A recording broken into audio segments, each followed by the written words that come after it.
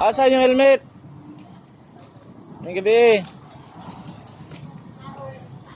Asan yung helmet? Ha? Tagasaman mo? Sir. Laak?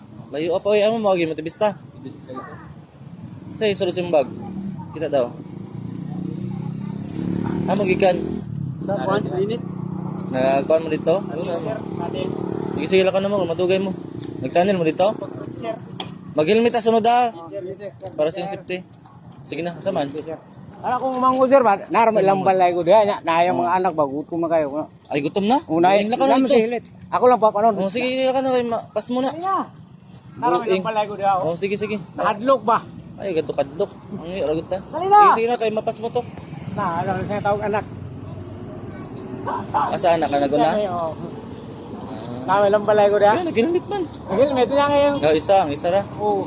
Kuan man mo, overloading. Sunod ayo pag overloading Ayaw ha. overloading daw sunod. Ang bata oh, luoy kay natulog na oh. Unit eh. Sir.